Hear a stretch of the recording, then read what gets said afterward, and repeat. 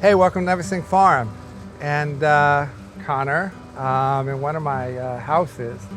And I want to talk about everybody talks about the positives of paper pots. And, what are the downsides? There are downsides, like with anything. And one of the downsides is, at least now, they don't degrade. So we've got to pick it up and throw them away. Which for me, the efficiency gains, I don't care so much about. I do it. I don't like the looks of them all over the place. So I remove the paper pots from my bed.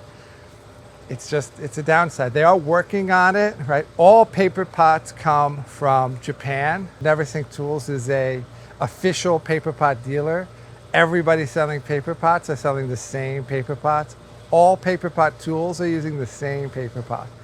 And Nippon in Japan, which makes the paper pots, is working on a solution, and it should be out, and maybe by the time you see this, it should be out. But right now, that is a downside.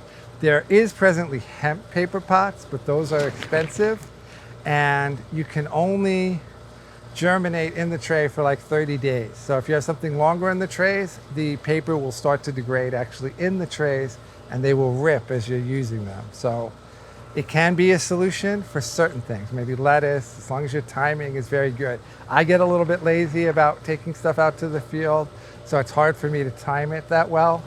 I get busy, things happen, so it's hard to get that good timing. Another downside is there is a cost, but I do think once you calculate, it's like less than a penny per pot. It actually, the savings on labor and everything else does outweigh that. But there is a cost to getting into it. There are tools that you have to buy. There's a learning curve that you need to overcome to get really good at it.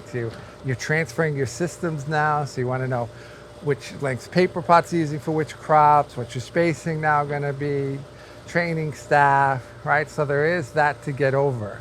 I did bring out, less expensive equipment that's in, higher quality, which is helping, but there's still an initial investment there that needs to be done. Another downside is that all of these chains are connected, which means you got to get good germination. You can't have like spotty germination on a tray because they're connected, and when you plant them, you're going to get spotty germination. Then if you planted transplants, you'd be planting everything that germinated, which means you have to have really good germination systems for watering, or maybe have a germination chamber, homemade germination chamber, so you get good germination on every single tray. It's very, very important. And then the thing I mentioned before, but I'm going to say it in a different way, and that's the learning curve. You have to teach your workers how to do it, which means there's going to be times when they're just not doing it well, they're running into trouble, because it takes a little bit of time to get things adjusted for your soil, for your farm, the way you do things. Another downside is if you are not in the US, it's organic certified. Outside the US, I believe Canada is not certified, and some other places, although again, that is being worked on. They are this new one, paper pot, which does degrade. It's being made not just for that, but for organic certification, and that will open it up for people in Canada and elsewhere where it's not allowed. Another downside is everything has to go in a tray, and a nice tray. But these are long-lasting trays that last a long time. They're going to last many decades, but that's an investment. They can't be done in cheap trays. You have to use standard trays. You can't use the 10 to 20 trays you have. All paper pot germination trays are the same in function and size, but you have to use that tray. That you can't use something you already have. Okay? So there may be more if you have other downsides to it, but I personally, because you've been using it for a very long time, I believe that the positive, definitely outweigh the negatives. And the obvious is soil. You can't have it full of rocks.